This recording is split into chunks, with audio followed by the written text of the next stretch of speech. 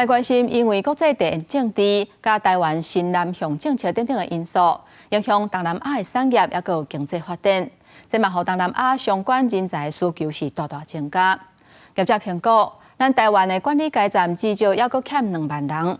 也若大专院校最近这几年开办东南亚相关的学系，还阁有课程，而且学生的人数嘛有渐渐增加的趋势。全球供应链转移带动东南亚国家的发展，加上台湾新南向政策，也欠真侪产业进驻。以111年来看，有7.7万人去东南亚工作，比110年增加3万多人。安尼出势，互新南向人才需求增加，可带动大专院校开办相关的系所甲学程。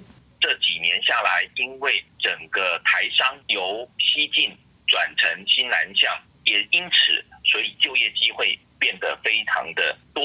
他们特别需要一些中阶干部是一定要懂当地的语言，了解当地的政经文化。目前全台有9间大专院校开办东南亚相关学系或者是学程，暨南国际大学、文藻外语大学拢设有东南亚学系。正大是伫今年8月会将学程提升做学系，其他大部分是学位学程。以学生人数来看，暨大有261人，第二是文藻甲正大。其实我一开始我是听不太懂他们在讲什么的，课堂上还好，因为毕竟课堂上的用词就是那些，但是到了生活比较难应用。大概1个月，你的能力就突飞猛进了，很有这个心想要到越南去发展这样。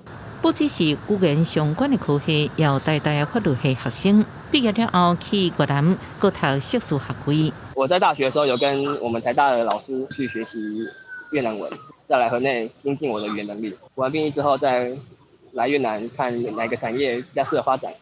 主要是以北越为主。如果一个台商在当地合作到一个程度来说，一定不是语言问题，是那个思考模式。东南亚市场起来是真侪台湾企业，拢需要捌当地语言的台湾人才。不过，在语言能力以外，专业领域甲是不是应了解融入当地文化，也是未来人才培育重点。记者综合报道。